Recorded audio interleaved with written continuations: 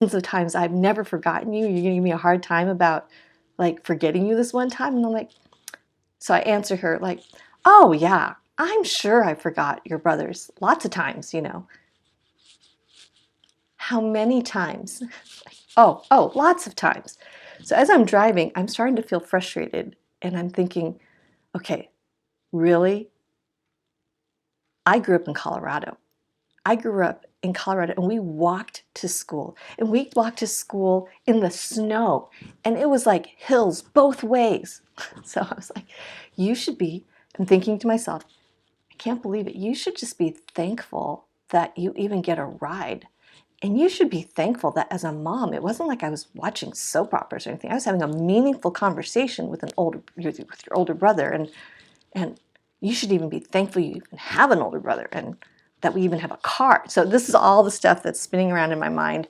And we rush off, we pick up her other brother and his friend, his best friend, and they pile into the car. They couldn't wait to get out of school. So we pull back into the driveway, into the garage, and they jump out of the car, and I'm sitting there. And it was just kind of like the Holy Spirit just in that moment stopped me.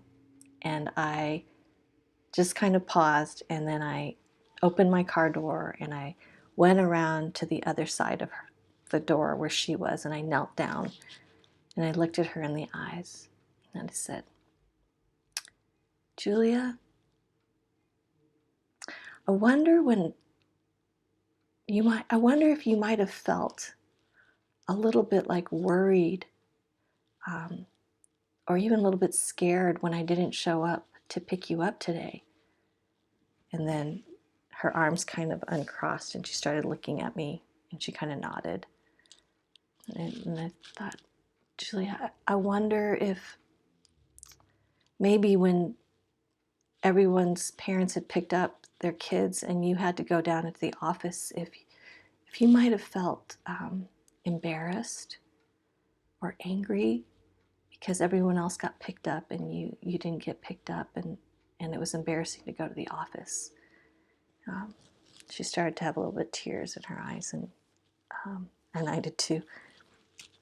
And then I just said, Julia, I wonder if you felt alone and unsure, a little bit scared.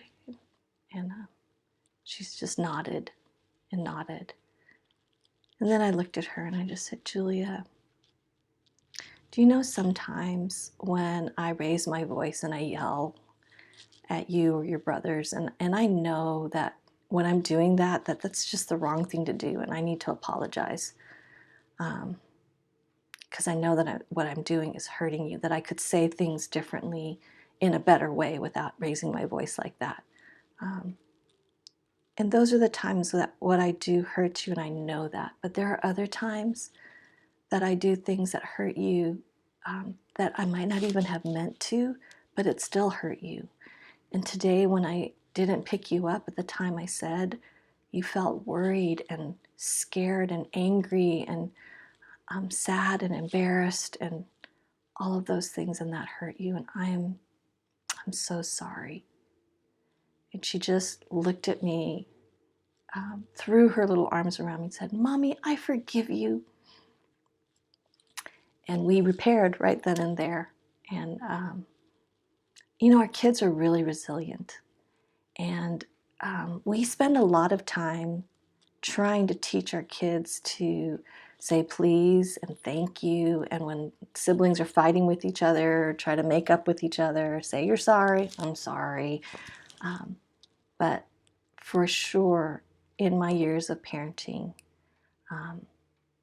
I recognize that my own willingness to offer sincere apologies when I'm wrong, that's forming something in the soul of my child, modeling for them what it looks like to not necessarily be perfect. I think our kids tend to think that we're perfect and we know everything because we know so much more until they become teenagers, and then they think they know everything. But as young kids especially, they look to us with all the answers. We know so much. we take them where they need to go, but we do mess up and we blow it over and over. I think the acknowledgement of that helps to kind of recalibrate the soul of our kids to kind of be understanding true north, that how they feel and their experience is important and it's valid. And if you were like me growing up, the message that I got from my parents was just, you should just be grateful. Quit complaining and just look around. Life doesn't center around you. And I don't in any way mean that we put our kids in the center of everything. I do mean, though, that the feelings and the emotions that our kids experience, those are important feelings and they're valid and they're important to be acknowledged.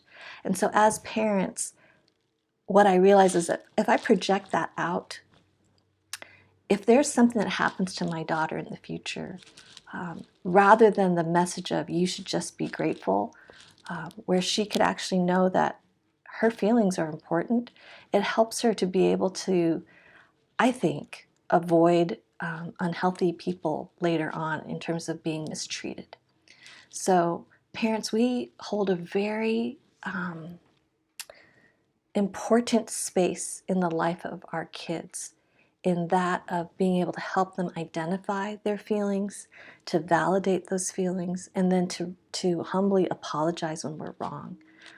I don't think our kids expect us to be perfect, and when we model to them a humility and an ability to apologize, that stays with them, and then it repairs, and it helps them to know how to do that right with others later on.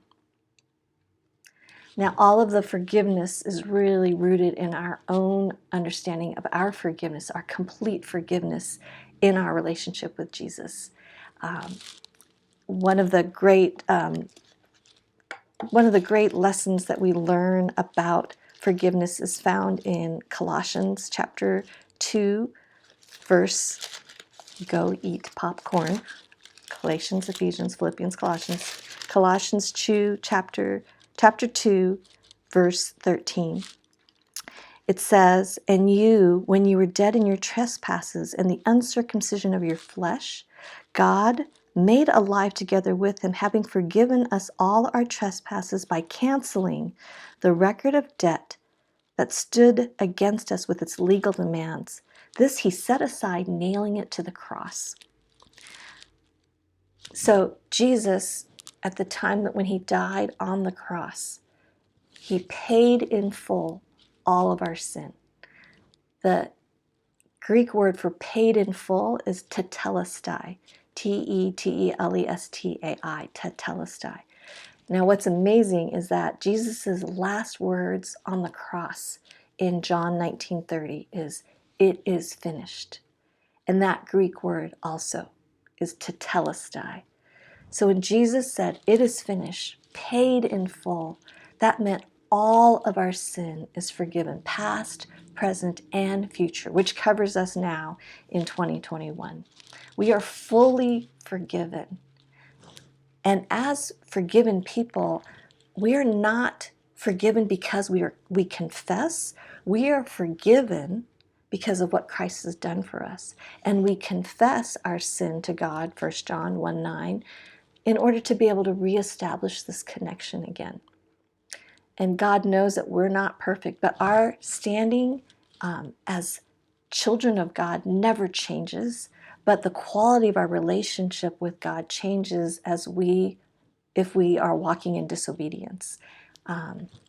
It's the same idea that when I said I do to my husband almost 30 years ago, I became his wife. And that doesn't change even if we have conflict or don't have conflict. I'm his wife. But the quality of our marriage changes as I am willing to make things right when I do something wrong, through confessing and apologizing, and this restoration through forgiveness as we forgive one another is what brings that righteousness and wholeness to relationships. So helping our kids to understand that they are loved and they are accepted unconditionally, but the quality of the relationship is held together by our willingness to apologize to one another when we wrong one another.